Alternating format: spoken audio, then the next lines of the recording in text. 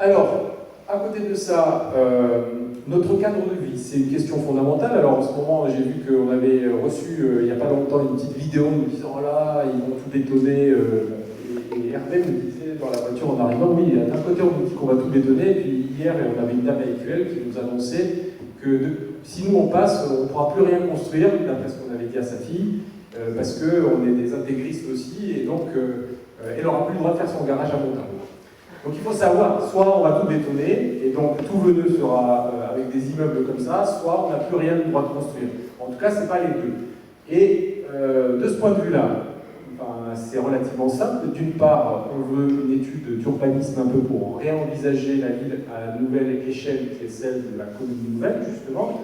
D'autre part, il faudra harmoniser les PLU. On ne va pas avoir deux PLU sur une commune, donc forcément, il faut le repenser. Notre volonté, c'est de sauvegarder les espaces, mais de créer aussi des espaces collectifs et qu'on ne soit pas sur le tout pavillonnaire, ça c'est quelque chose qu'on a toujours dit, avec des habitats adaptés, du semi-collectif, des habitats qui permettent l'accession à la propriété des jeunes, parce que si on n'a que des pavillons, tout le monde ne pourra pas y rentrer. Il y a aussi des aînés qui ne peuvent pas se retrouver là-dedans, et toute une série de choses de ce type-là. Des nouvelles connexions à l'échelle de la commune nouvelle, donc pour que notamment les communes historiques soient mieux connectées. Donc on avait parlé notamment d'une passerelle entre Écuelles et Moret qui permettent de desservir par la rue Madame, par une passerelle légère, directement ces deux espaces. Des nouveaux espaces de vie et de convivialité avec les réaménagements du Champ de Mars, de la place de la mairie de Moret, qui a un petit besoin quand même d'être réaménagé, la reconstruction de l'église de Veneux et bien d'autres. Et puis, évidemment, il y a la question des services, des commerces et de tout ce qui va avec. Là-dessus, il faut une continuité des services. D'une part, qui soit améliorée. Quand vous êtes à Épisy et que vous n'avez plus de mairie les samedis, c'est juste pas normal, alors que la fusion, c'était censé servir à un service accru précisément, puisqu'on avait davantage de dotation de la part de l'État. Donc il faut évidemment repenser les choses, on ne va pas refaire la même chose qu'avant, mais un service pensé par rapport aux habitants locaux nous paraît nécessaire. Meilleur accueil aux mairies, des services postaux, il faut se battre pour les maintenir là où ils sont en danger, notamment sur Veneux, puisqu'on a déjà perdu beaucoup de choses à Veneux, donc si en plus on perd ça, ça ne va pas être facile. Ça ne veut pas dire que c'est simple, mais les mairies ont toute une série de possibilités pour conventionner avec la Poste, pour arriver à maintenir tout ça. Un service internet déficient, notamment sur Épisy et Montarlot, des espaces de coworking sur lesquels on veut aussi travailler, et puis revitaliser évidemment les commerces et l'artisanat dans les zones les plus déprimées, et même au-delà. Là-dessus, ce qu'on défend depuis le départ, c'est qu'il faut vraiment une approche globale, parce que la revitalisation, une fois qu'on a quelque chose qui a plongé, ça demande de repenser les espaces, d'apporter de l'animation sur ces espaces. C'est pas juste en cherchant un commerçant qui voudrait bien reprendre, toute chose égale par ailleurs, un ancien commerce. Et donc, il faut repenser tout ça et apporter du conseil, de l'appui aux commerçants en place, et c'est de cette manière-là qu'on voudrait avancer, avec notamment un projet fort sur Veneux, puisqu'il faut à tout prix réussir à réinstaller un commerce d'ampleur. C'est loin d'être simple, puisque c'est un domaine privé, donc l'ancien Intermarché, mais il y a plusieurs variantes pour arriver à mettre en place une halle multiservice sur laquelle on a beaucoup travaillé, et aussi une desserte avec un multiservice itinérant sur les communes plus périphériques, en tout cas plus isolées. La dimension sociale est forcément une dimension fondamentale, surtout dans cette période de crise que nous venons de vivre. Alors j'en ai un peu parlé tout à l'heure, mais en dehors de la gestion de crise elle-même, il y avait toute une série de mesures qui avaient été envisagées, dont un service communal d'accès au numérique pour rendre accessibles des choses qui ne le seraient pas aux uns et aux autres, une mutuelle communale pour essayer de réduire les coûts pour ceux qui en ont besoin, l'extension de l'usage du quotient familial à certains types d'équipements culturels et sportifs pour faciliter les choses, réserver des logements pour les personnes en situation d'urgence, puisque notamment, voilà, côté des femmes battues ou autres, il faut qu'on puisse réagir et répondre à des situations de ce type-là.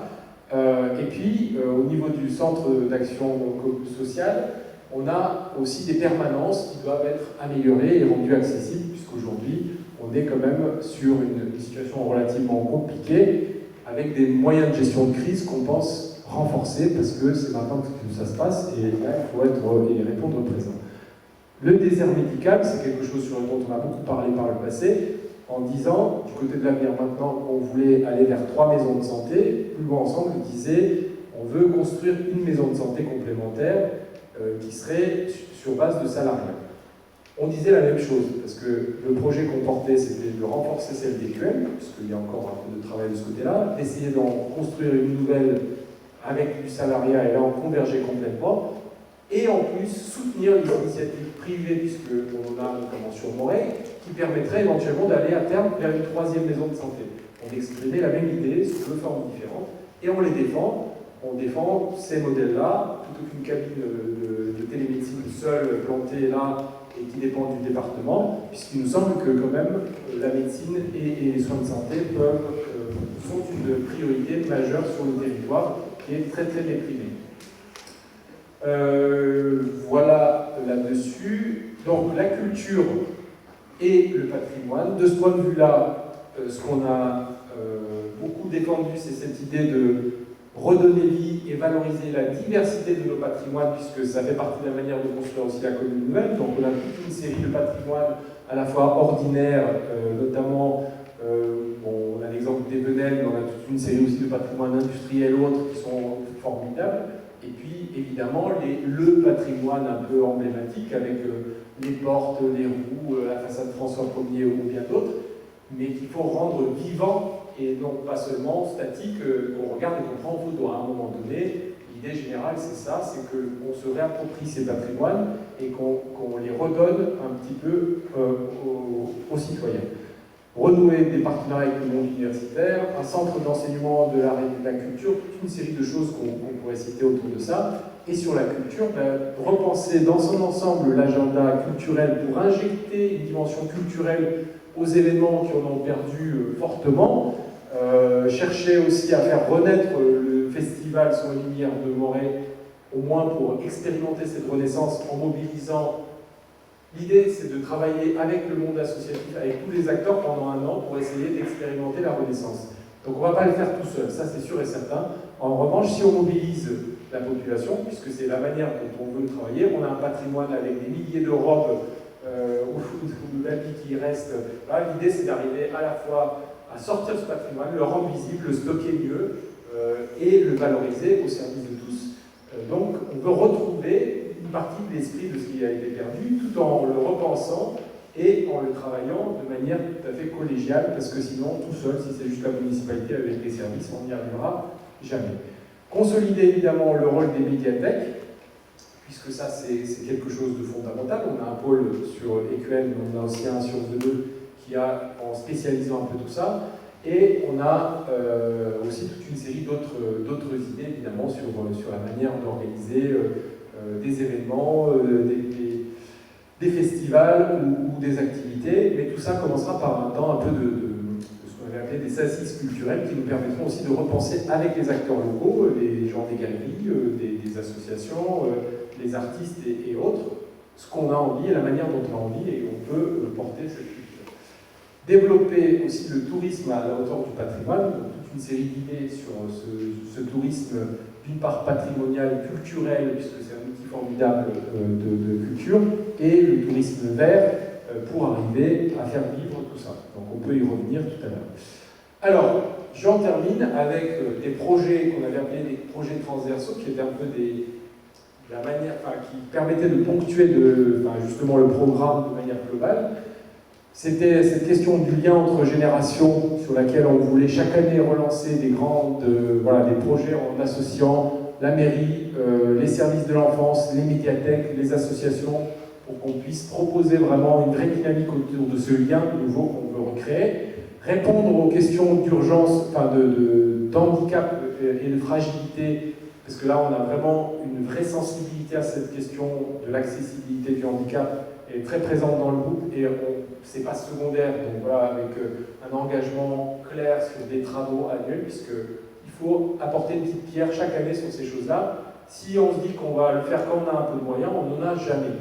Donc l'idée, c'est des obligations de l'État d'ailleurs, d'avoir des commissions qui travaillent là-dessus et de pouvoir vraiment petit à petit rendre accessible le territoire. C'est pas que les personnes handicapées, c'est aussi les personnes âgées, c'est aussi un peu tout le monde au final. S'engager sur un projet alimentaire pour le territoire, alors ça c'est quelque chose, puisqu'au départ on disait que c'était la liste des AMAP, voilà, c'est sûr que c'est un sujet qui nous tient énormément à cœur. Rendre l'alimentation locale, biologique, durable, accessible au plus grand nombre, et pour commencer, à l'enfance, à la jeunesse.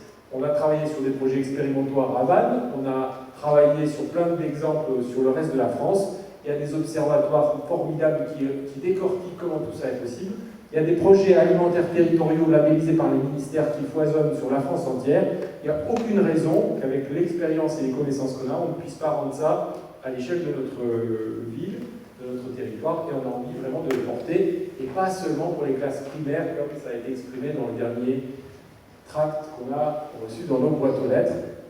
Surtout que, si je dois retourner l'argument, la seule mesure que nous propose la liste sortante par rapport à ça, c'est une mesure qui renvoie à des actions du département. En fait, on est sur une élection communale et pas départementale.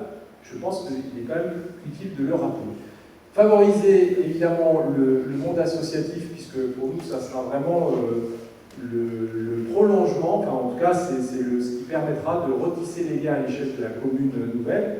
Et puis, l'action municipale seule, si elle n'a pas cette jonction avec le monde associatif, ça ne fonctionnera pas. Donc, c'est pour ça qu'on a beaucoup insisté là-dessus. Mettre en place, après, une vraie cellule et une vraie politique du risque et de la gestion de crise, parce qu'entre les risques d'inondation qui ne risquent que de s'accroître dans les prochaines années, les dimensions relatives à l'incendie, les crises sanitaires, etc., c'est des choses où il faut vraiment qu'on soit particulièrement dans l'anticipation. Et il y a beaucoup de choses à apprendre, y compris justement des retours d'expérience de 2016, sur la manière dont on peut améliorer tout ça. Et enfin, quelque chose qui est fondamental, c'est que dans une situation de réchauffement climatique, de canicule renforcée, faire respirer la ville. On ne peut pas ne pas faire respirer cette ville. Et donc, j'ai quelqu'un qui nous a interpellé au mois de novembre en disant « Mais c'est quoi cette idée? Vous voulez planter des arbres ?»